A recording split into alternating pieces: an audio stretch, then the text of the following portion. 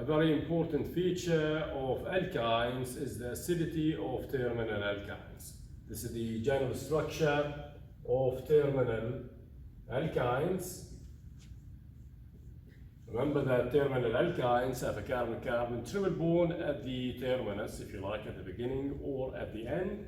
This is again the general structure of a terminal alkyne. Terminal alkynes have a hydrogen on carbon 1. This hydrogen is actually acidic, which means it can be removed by a suitable base. The pKa of this hydrogen is 25. The pKa is 25, which means if you can take a base whose conjugate acid has a pKa higher than 25, then that base would be able to remove that hydrogen, or it would be able to deprotonate terminal alkynes. An example of a base whose conjugate acid has a pKa higher than 25 is sodium amide, or the amide ion in general. So if we take terminal alkyne and we react it with a base such as sodium amide, then the acid-base reaction would take place. Sodium amide, or the amide ion, would be able to deprotonate the terminal alkyne, or remove, if you like, that hydrogen from carbon 1, and the result would be the conjugate base after the removal of that hydrogen, from carbon 1. This is the conjugate base of the terminal alkyne, and of course the conjugate acid of the amide ion itself, which is ammonia. The conjugate base of terminal alkynes is called an acetylide ion in general. So this is termed as acetylide ion. The species, if you like, or what's left of the terminal alkyne after the removal of that acidic hydrogen. This is acetylide, the structure of the acetylide ion in general. And of course, as you know, there's a lone pair, obviously here. Okay, there's a negative charge. So in terms of reactivity, the acetylide ions would be described as nucleophilic. So acetylide ions are nucleophilic. That's because they have a lone pair on carbon. They are negatively charged as well. Yeah. But before we go on to the next step, which is the reaction of acetylide ions or these types of nucleophiles with electrophiles, let's now try to understand a little bit more about the acidity of terminal alkynes. Yeah? Okay? So this is the structure, the general structure of terminal alkenes. This is the general structure of terminal alkenes, and this is the general structure, obviously, of alkanes, the general structure of alkanes. Alkenes, or terminal alkenes, have a pKa generally of 45. The pKa for the removal of this hydrogen is 45. The pKa for the removal of that terminal hydrogen in an alkane in general, again, is about 60. So the pKa here is about 60, which means that alkanes are the weakest acids relative to alkenes, and also relative to alkynes. Or in other words, alkynes, or terminal alkynes, are more acidic than terminal alkenes, which are more acidic than alkanes. So what is the reason behind this? Well, let's write the conjugate bases first of terminal alkenes and also of alkanes to see the difference in terms of structure, if you like, or stability between the conjugate bases of terminal alkynes, terminal alkenes, and also alkanes. So this is the conjugate base of terminal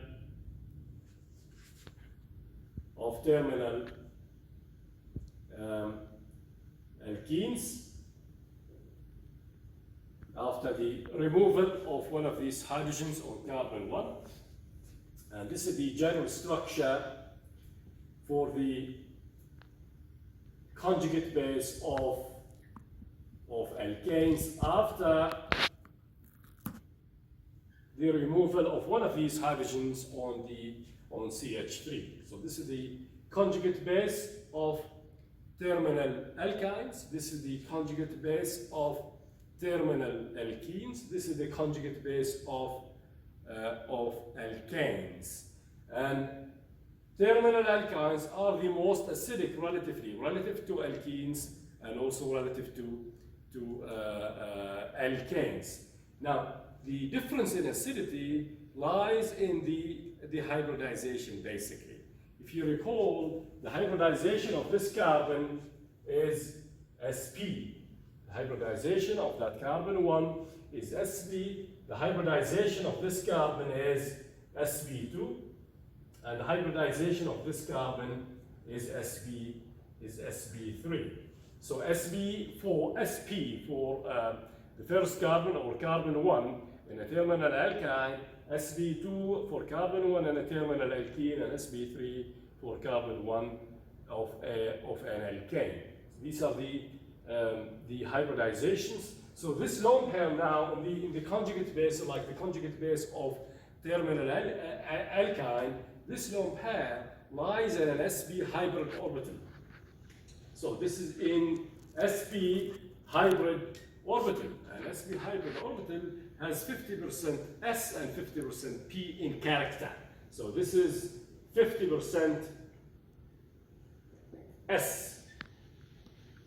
This lone pair again of a terminal alkyne is in an sp hybrid orbital, which is 50% s character.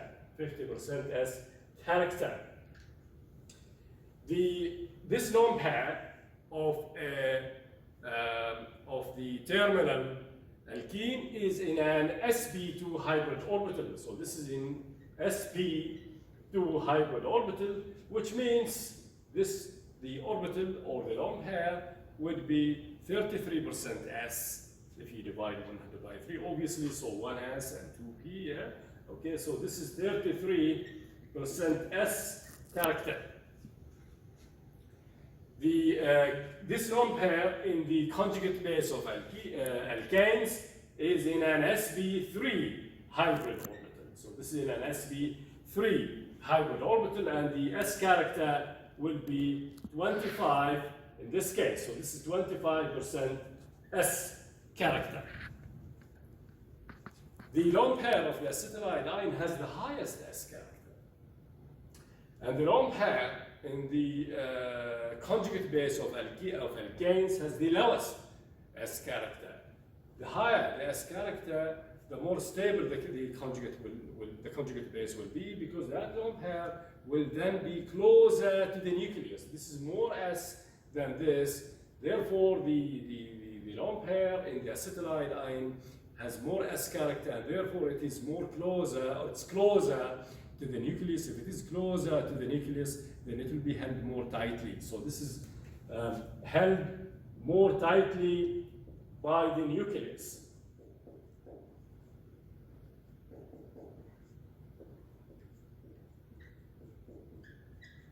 Actually, the most tightly, followed by the lone pair in the terminal alkene, and also then last the lone pair in the terminal in the alkane. So this has the lowest s character. This will be the least held, if you like, the least held by the nucleus, and therefore this will be the least stable. This will be the least stable relatively, because it is the least held by the nucleus, whereas the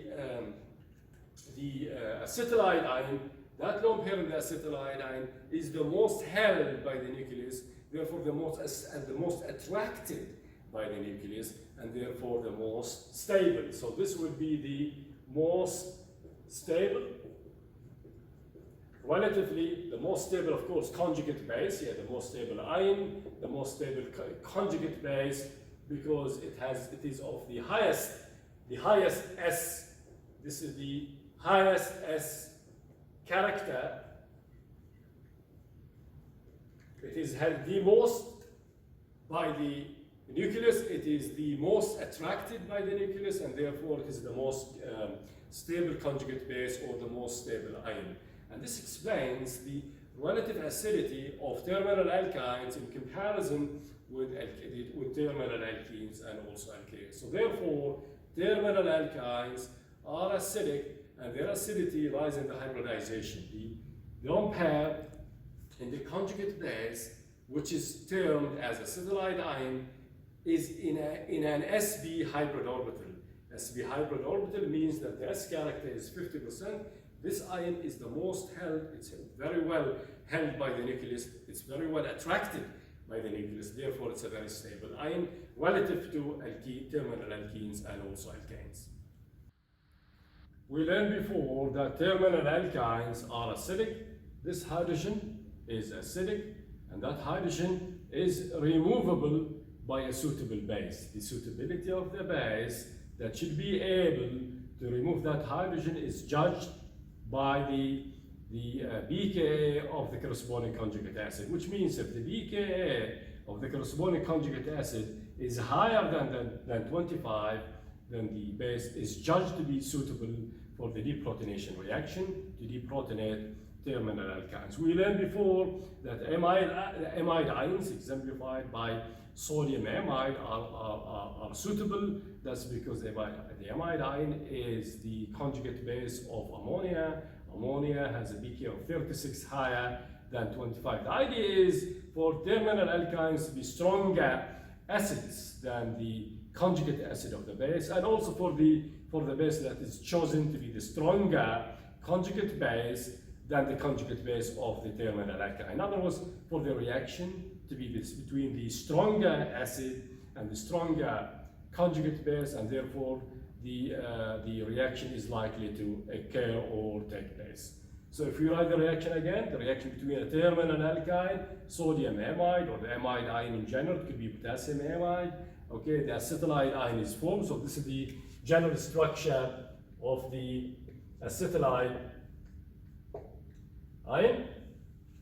Now, acetylide ions are charged. Yeah, there is a lone pair on carbon. They are negatively charged, and based on the possession of the negative charge on these acetylide ions, or the presence of a lone pair on carbon, then these acetylide ions are nucleophilic. They are nucleophilic in reactivity. That's because they have a lone pair, and also they are negatively charged. Yep. So if acetylide ions are nucleophilic, then it would be good to utilize that reactivity, to utilize the nucleophilicity if they are reacted with electrophiles. So the electrophiles that are used to react with acetylide ions or to alkylate, if you like, acetylide ions are primary alkyl halides. So the acetylide ion in general can react with a primary alkyl halide of this general structure, CH2X. It is very important that the alkyl halide is primary, so primary alkyl halide. The reaction will take place between the nucleophilic acetylide ion and alkyl halide, and also we learn that alkyl halides are electrophilic, of course, and they are electrophilic at carbon that's directly bonded with X, and this is because of inductive effect. X will then carry a negative partial charge. This carbon that's directly bonded to the halogen would take or would carry a positive partial charge. Therefore, this is the electrophilic site in the alkyl halides. Therefore, this carbon is susceptible to a nucleophilic attack. Remember, this carbon is the electrophilic site, as we learned before when we talked about nucleophiles and electrophiles. This carbon is electrophilic because of the difference in electronegativity between carbon and X, or if you like, because of inductive effect. So therefore, this carbon is susceptible to nucleophilic attack by, say, acetylide ion in this case. So the acetylide ion would then come and attack the electrophile at the electrophilic site, and the CX bond would then be broken, giving electrons to, or releasing electrons to the halogen. And the product would then be the following. So carbon here, that carbon is this carbon here. No, that carbon is that carbon here. This would bond to CH2 from the alkyl halide and then R, yeah? Okay, so CH2R, that part is here. You can call it an alkyl group, and this part obviously comes from the acetylide ion. So this is the nucleophilic site in the acetylide ion. This is the electrophilic site in the alkyl halide. This is the product. Okay, this is called now an alkylation product, alkylation, because this group is termed as an alkyl group. That's because an alkyl halide is used an electrophile in this case, and that's why this reaction is called an alkylation reaction. So we can say then that the acetylide ion has been alkylated, or the chain of the acetylide ion has been elongated, or generally the chain of the terminal alkyne has been elongated by generally CH2R that came from the alkyl halide as the alkyl source, or if you like, as the electrophile. So this is the alkylation reaction of acetylide ion.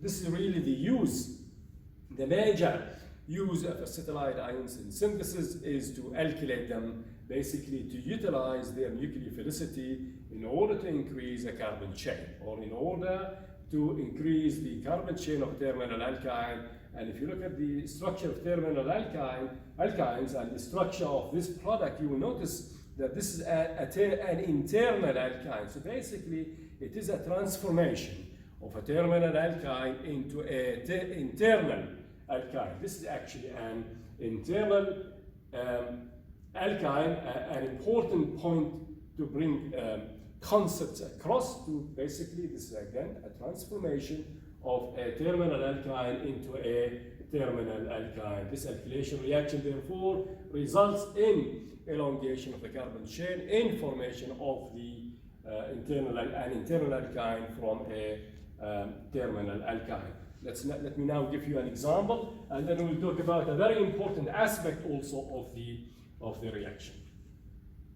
If we take this terminal alkyne that consists of 1, 2, 3, 4, and we react this, now we can combine the two steps together. So we can say step 1, reaction with sodium amide. Of course, formation of the acetylide ion is understood, so we don't have to write every time the structure of the intermediate nucleophile. So step 1, reaction with sodium amide. Step 2, reaction with a suitable primary alkyl halide. It could be this, for example, yeah? 1-bromo-butane as an example. And of course, the acetylide ion will form at this carbon, carbon 1, and that's where the new bond will form, a bond between this carbon and that carbon, of course, the electrophilic site in the alkyl halide. This, remember again, carbon that is directly bonded with the halogen is always the electrophilic site. So the new carbon-carbon bond, it's new carbon-carbon bond, it's carbon-carbon bond formation reaction, obviously, a new bond between that carbon and carbon in the primary alkyl halide has formed. It's a carbon-carbon bond formation reaction. The new bond, the new carbon-carbon bond will be a bond between this carbon, so carbon 1 in the terminal alkyne, and carbon that's directly bonded with X. That's where the new, or how the new carbon-carbon bond forms. So this is the product.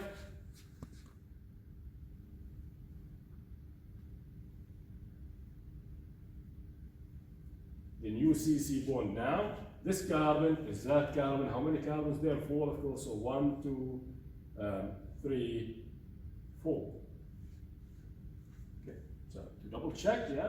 4 carbons in the terminal alkynes. These are the 4 carbons from the terminal alkynes. So this came from the terminal alkynes, and these 4 carbons came from the alkyl halides as the alkyl source. So this is the product of this reaction. Yep. Okay. A very important aspect of this reaction, just to add on, is that the alkyl halide here has to be a primer alkyl halide. So which means if a second alkyl halide is used, the reaction may not go or proceed in the way it is desired, which means the reaction will not take place as wanted.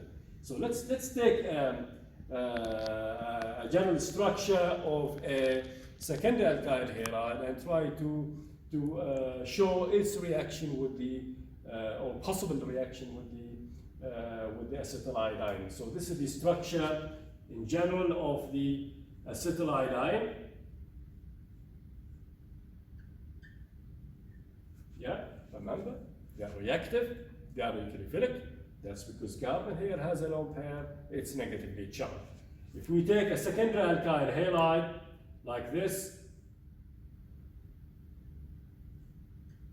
in general, secondary alkyl halide has carbon that's bonded with X, okay, with 2 alkyl groups, and that's why they are called secondary alkyl halides.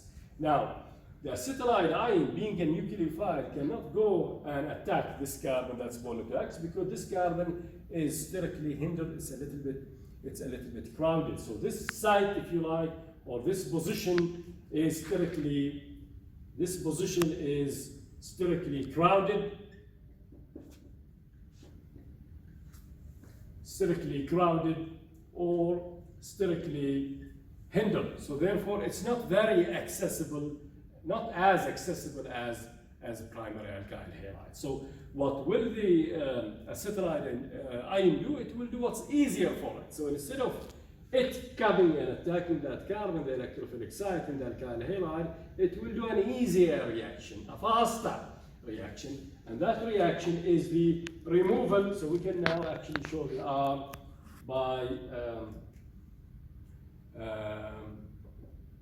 CH2R. So that's basically the same. Yeah. Okay. So instead of the nucleophile coming and attacking this carbon and the CX bond being broken at the same time, the acetylide ion will do an easier reaction. And that easier reaction is a removal of a hydrogen from an adjacent carbon. It's a removal of a hydrogen from an adjacent carbon. This is the adjacent carbon, adjacent to the carbon that has X. So what will the acetylide ion do? It will come and abstract that hydrogen. The hydrogen carbon bond will then be broken at the same time with also release or breakage, simultaneous breakage of the CX bond. So the acetylide ion removes this proton, so proton removal, if you like, deprotonation or proton abstraction, formation of the carbon-carbon double bond, and also departure of X or breakage of the CX bond. So the product will then be the following. The products will be protonation, that acetylide ion has abstracted a proton from the second alkyl halide, and so that's one product. The other product that's observed is, as just following the K arrows, is actually an alkene. So this is an alkene that is produced, and of course there's X, which has left the halide ion. So a protonated acetylide ion, an alkene, and also a halide. This reaction is not alkylation. This reaction is not substitution overall, as in that reaction. Yeah? Okay, this reaction, as you can see, it's formation of an alkene. So this reaction is termed as elimination. And this alkyl halide that is used in this case is a secondary alkyl halide. So if a secondary alkyl halide is used, the acetylide ion will not behave as a nucleophile. It will not do alkylation reaction. The reaction will not be substitution overall as the desired reaction. the acetylide ion will behave as a base, yeah, because it has abstracted a proton from the secondary alkyl halide. So in this case, its reactivity has changed. Yeah? It did not behave as a nucleophile. It did not attack that carbon.